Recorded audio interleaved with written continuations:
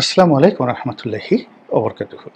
সম্মানিত দর্শক, আজকে যে শিরোনামটি নিয়ে আলোচনা করব একেবারে সহজ সরল বাংলায় যদি বলি, দেশের অবস্থা একেবারে ভালো না। অনেকগুলো বিপদ বিপত্তি, যেটিকে আমরা অশনি সংকেত বলি, একেবারে উল্কার বেগে দেশের দিকে ধেয়ে আসছে।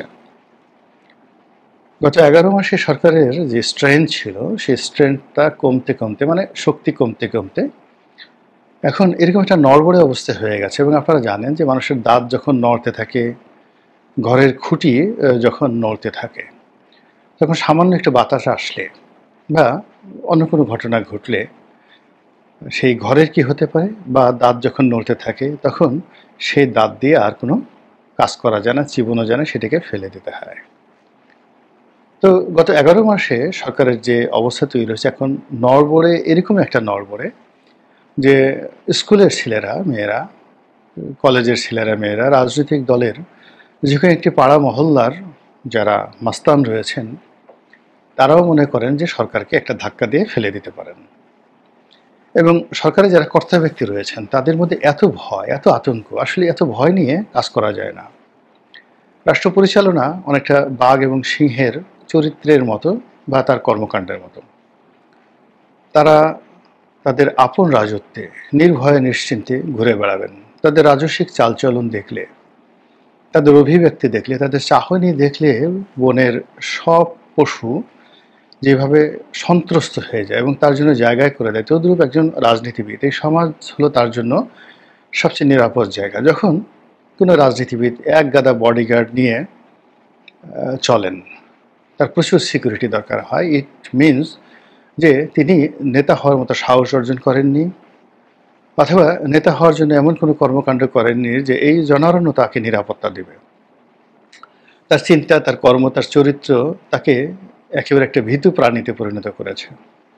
একইভাবে যখন রাষ্ট্র পরিচালনা কেউ করেন, তা রাষ্ট্র পরিচালনা করেন, এখন বাড়ির চারিদিকে বহু সশস্ত্র প্রহরা, যেখানে যাচ্ছেন রাস্তার দুই পাশ ক্লিয়ার হয়ে যায় কয়েক ঘন্টার মধ্যে। এই যে একটা প্রোটোকল এরশাদ সাহেব শুরু করেছিলেন, বা প্রেসিডেন্ট জিয়াউর রহমান সাহেব প্রথম শুরু করেছিলেন, এই রাষ্ট্রীয় প্রোটোকলটি মূলত রাজনীতিবিদদের জন্য শোভনীয় নয়, এটা ভালো নয়। পশ্চিমা দুনিয়া অনেক কিছু করে যেগুলো আমাদের আসলে ফলো করা উচিত নয়।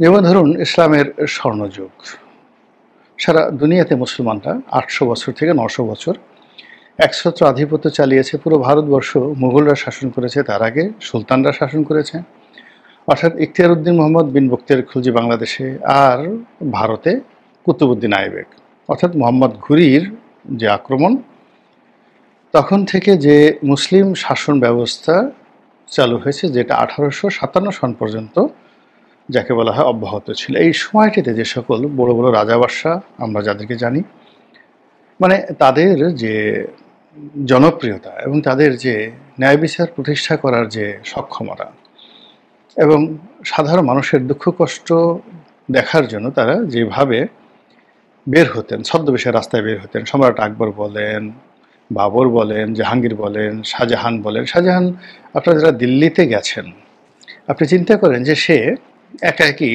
সেই দিল্লির রাজপ্রাসাদ থেকে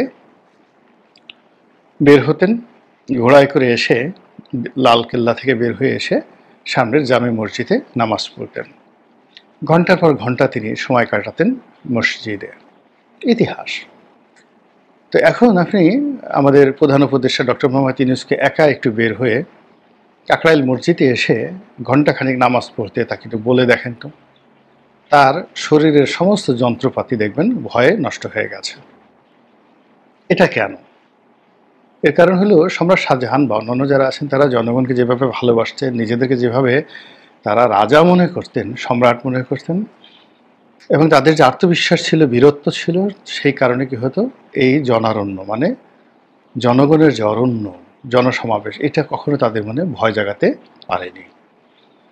তো সেই দিক থেকে আমাদের এই সমাজটি এই মুহূর্তে যারা শাসক তাদের জন্য রীতিমতো একটি ভয়ঙ্কর সাপদ সংকুল জনপদ হয়ে পড়েছে। এমন কোনো উপদেষ্টা নেই যিনি রাত 8টার সময় একা একা নিউ মার্কেটে গিয়ে কাঁচা বাজারে গিয়ে বাজার করতে পারেন। কিংবা এমন কোনো উপদেষ্টা বা উপদেষ্টি, মানে মহিলা উপদেষ্টা যেটা উপদেষ্টি নেই, যারা একা একা সে বিউটি পার্লার বলেন বা সেলুন বলেন সেখানে গিয়ে চুল কাটতে যাবেন বা তার যে অন্যান্য যে কর্ম সেগুলো করতে যাবেন, এই সাহস তাদের নেই। এমনকি একটা ওষুধের দোকানে রাতে বেরোনোর মতো অবস্থা তাদের নেই। এতটা ভয় এবং আতঙ্ক ছড়িয়ে পড়েছে আমাদের সমাজে। দ্বিতীয়ত হলো যে মানুষের অভাব এবং অভিযোগটা কোন পর্যায়ে গেছে আপনি দেখুন। উপার্জনের জন্য মানুষ কোনো পথ খুঁজে পাচ্ছে না, ফলে চুরি, ডাকাতি, রাহাজানি, ছিনতাই এগুলো এতটা বেড়ে গিয়েছে যে ঢাকার অভিজাত এলাকা গুলশান, বনানী, উত্তরা, ধানমন্ডি, বসুন্ধরা এই সমস্ত এলাকাগুলোতে ঠিক আদিম যুগে যেভাবে মানুষ চাপাতি নিয়ে, রামদা নিয়ে তারপরে মানুষের উপর আক্রমণ চালাতো, ডাকাতি করতো, সেই ঠিক একই অভিনব কায়দায় তারা পুলিশের সামনে, সেনাবাহিনীর সামনে নাকের ডগায় অপরাধ ঘটিয়ে আবার সেখান থেকে তারা চলে যাচ্ছে। এবং এই শহরে চাপাতি, রামদা, চাকু, ড্যাগার, এরপরে পিস্তল এগুলো ভাড়া দেওয়া হচ্ছে এই ধরনের অপকর্ম করার জন্য। মাঝে মধ্যে ২-৪টা ঘটনা আমরা দেখি সেই যাকে বলা হয় ইন্টারনেটে, এবং এগুলো দেখে রীতিমতো আঁতকে উঠতে হয়। ঢাকার অভিজাত এলাকাগুলোতে বিশেষ করে ধরেন ডিওয়াইসএস, যেখানে বেশিরভাগই সামরিক কর্মকর্তারা থাকেন, তো বেশ কয়েকটি ডিওয়াইসএসে গত কয়েকদিনে দুর্ধর্ষ কতগুলো ডাকাতির ঘটনা ঘটেছে। তার মধ্যে বেশ কয়েকজন ডাকাত ধরা পড়েছে এবং এদের মধ্যে বেশ কয়েকজন সাবেক সেনা সদস্য রয়েছে যারা সেনাবাহিনীতে কর্মরত ছিল। তো এইরকম সামাজিক অস্থিরতা, সামাজিক নিরাপত্তাহীনতা এবং একই সঙ্গে বিচারহীনতা চলছে।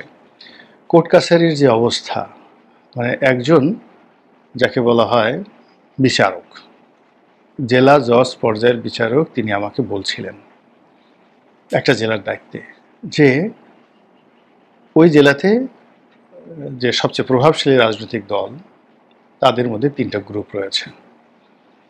এই ৩টা গ্রুপ সমস্ত উপজেলা কোর্টগুলো, জেলা কোর্টগুলো তারা নিয়ন্ত্রণ করছে, কে জামিন পাবে, কে পাবে না। এবং এগুলো সবই করছে তারা টাকা পয়সার মাধ্যমে এবং লেনদেন করার পরে এসে যারা এই কর্মে নিয়োজিত, বিচার কর্মে নিয়োজিত সিনিয়র জুনিয়র সমস্ত বিচারকদের উপরে রীতিমতো মানসিক টর্চার, যে কাজগুলো করতে হবে, আদারওয়াইজ আপনি এখানে থাকতে পারবেন না, বা আরও নানা রকম কথাবার্তা। এবং সেই বিচারক আমাকে যেটা বললেন যে তিনি পাগল, অর্ধোন্মাদের মতো অবস্থা হয়ে গেছেন, ভয়ে তিনি সারাক্ষণ টেলিফোন বন্ধ করে রাখেন এবং তাকে সহযোগিতা করার মতো জেলা অ্যাডমিনিস্ট্রেশনে ওইরকম কেউ নেই। আমাকে ফোন করেছিলেন যে আমি যদি কাউকে বলে দেই, ওখানে রাজনৈতিক নেতাকর্মীরা যারা আছেন তাদেরকে বলে দেই যেন তারা একটু তার প্রতি দয়া পরবশ হয় বা এ ধরনের চাপ যেন না দেয়। তো এরকম যে ঘটনা জুডিশিয়ারিতে ঘটছে, এটা তো কখনোই আমরা কল্পনা করতে পারি না। আমাদের হাইকোর্টে বা সুপ্রিম কোর্টে, অ্যাপিলেট ডিভিশনে, বার এবং বেঞ্চে, অর্থাৎ উকিলদের মধ্যে এবং বিচারকদের মধ্যে এমন কিছু ঘটনা ঘটছে যে কথা বলাও যাচ্ছে না স্পর্শকাতরতার কারণে, আর না বলেও পারা যাচ্ছে না। যারা ভুক্তভোগী এবং ওখানে আছেন তারা খুব ভালো করে জানেন যে সেখানে কি ঘটছে। এরপর আপনি যদি সরকারি অফিসগুলোতে যান, আপনি দেখুন এ যাবৎকালে এই গত 11 মাসে কয়বার সচিবালয়ের মধ্যে গেট ভেঙে ঢুকে গেল ছাত্র জনতা, আনসাররা ঢুকে গেল। এরপরে কতবার গিয়ে তারা যে অনাসৃষ্টিগুলো তৈরি করলো, ফলে ওখানে যারা আছেন দায়িত্বরত সচিবালয়ের মধ্যে, পিয়ন থেকে শুরু করে একেবারে ক্যাবিনেট সচিব পর্যন্ত, তাদের মধ্যে যে স্বস্তি নেই এ কথা চোখ বুজে বলে দেওয়া যায়। এবার আপনি ব্যাংক পাড়াতে যান, সেখানে আরও বিশৃঙ্খলা অবস্থা। সব খবর কিন্তু পত্রিকা আসে না। এমনকি শেখ হাসিনার জমানাতে যে সমস্ত খবর অহরহ পত্রিকাতে আসতো, সেটা শেয়ার মার্কেট কেলেঙ্কারি থেকে শুরু করে আরও অনেক কিছু, এখন মবের ভয়ে কোনো পত্রিকা, কোনো টেলিভিশন এই জিনিসগুলো ছাপাচ্ছে না বা প্রকাশ করছে না। সামাজিক মাধ্যমে কিছু কিছু বিষয় আসছে, কিন্তু বেশিরভাগ বিষয় কিন্তু আসছে না, কিন্তু তলে তলে একেবারে সর্বনাশ যা ঘটার তা কিন্তু ঘটে যাচ্ছে। এর বাইরে যে রাজনীতির দুর্বৃত্তপনা, অর্থাৎ রাজনীতির এখানে 3টি বিষয় রয়েছে। 1 নম্বর নেতিবাচক বিষয়, সেটি হলো রাজনৈতিক প্রভাব ব্যবহার করে চাঁদাবাজি করা, অবৈধ উপার্জন করা, দখলবাজি করা। এবং এটি গত 11 মাসে কতটা দুর্বিষহ, বেপরোয়া, কতটা অমানবিকভাবে ঘটে চলেছে, মানে প্রেজেন্ট পারফেক্ট কন্টিনিউয়াস টেন্স। 2024 সনের আগস্ট মাসের 5 তারিখ থেকে আজ অবধি এটা জ্যামিতিক হারে বেড়ে যাচ্ছে জনপদে, প্রতিটি জনপদে। মানুষের জীবনের অর্থবিত্ত, ক্ষমতা, নারী, মানে যা কিছু তার কাছে আকর্ষণীয় আছে, সব আকর্ষণীয় বিষয়বস্তু ক্ষমতাধরদের দয়া এবং করুণার উপর নির্ভর করছে। এরপরে দ্বিতীয় যে বিষয়টি, সেটা হলো রাজনৈতিক পদ এবং পদবি লাভ। অর্থাৎ কোনো একটা স্থানীয় নির্বাচন যদি হয়, সেটা দলীয় নির্বাচন হোক কিংবা ইউনিয়ন পরিষদ নির্বাচন হোক, সেখানে পদ পদবি লাভের জন্য যে ছুটোছুটি হচ্ছে, মারামারি হচ্ছে, কাটাকাটি হচ্ছে, অন্তর্ঘাত হচ্ছে, অন্তর্দ্বন্দ্ব হচ্ছে, এর বাইরে রাজনৈতিক প্রতিপক্ষদের সাথে যে মারামারি হানাহানি হচ্ছে, এটি বাড়তে বাড়তে এখন বিভাগীয় পর্যায়ে চলে আসছে। রাজশাহী, চাঁপাইনবাবগঞ্জ, চিটাগং, সিলেট, ঢাকা শহরে দেশের এবং বরিশালে দেশের প্রধানতম রাজনৈতিক দলগুলোর শীর্ষ নেতৃবৃন্দ যেভাবে পরস্পরকে বিষোদ্গার করছে, হুমকি ধামকি দিচ্ছে, যে কোনো সময় এটি রক্তক্ষয়ী সংঘর্ষে পরিণত হতে পারে। অন্যদিকে এই বিষয়গুলো তদারক করার জন্য থানা, পুলিশ, প্রশাসন, এরপরে সিভিল সোসাইটি বা আমাদের যে স্থানীয় যেটা যাকে বলা হয় বিচার ব্যবস্থা, পাড়া মহল্লায় যে বিচার ব্যবস্থা ঐতিহ্যগতভাবে চালু রয়েছে, এই পুরো বিষয়টিতে রীতিমতো ধস নেমেছে।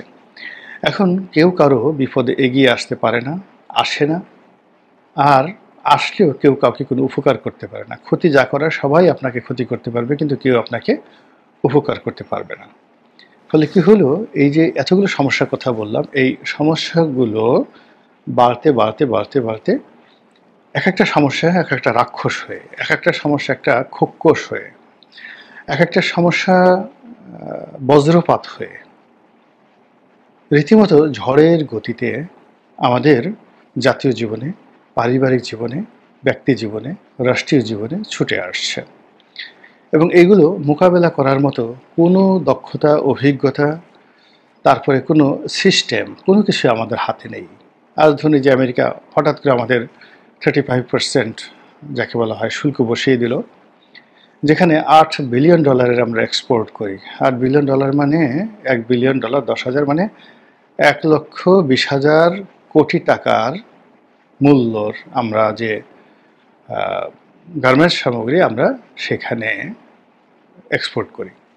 তো ধরুন 1 লক্ষ বা 1.5 লক্ষ কোটি টাকার যদি আমরা এক্সপোর্ট করি, এটাকে 5 থেকে 7 বার আমাদের দেশে ট্রানজ্যাকশন হয়। অর্থাৎ যখন কোনো আমেরিকান বায়ার একটা এলসি দেয়, ওটার বিপরীতে আমরা একটা ব্যাক টু ব্যাক এলসি করি, তারপরে সেটা আনি, সেটা ট্রান্সপোর্ট মানে পরিবহন আনি এবং সেটা ইন্স্যুরেন্স করি, সেটার মাধ্যমে ব্যাংকিং করি।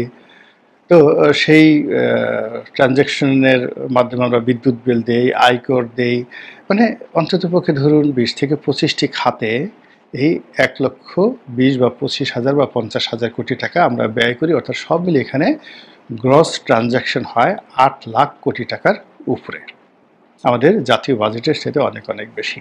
এই আমেরিকার সাথে আমাদের শুধু গার্মেন্টস সেক্টরের ব্যবসা, এই ব্যবসার উপরে হঠাৎ করে 35% ট্যাক্স বসিয়ে দিল এবং আমাদের যারা প্রতিদ্বন্দ্বী আছে ভিয়েতনাম, তাদের ট্যাক্সের সংখ্যা বা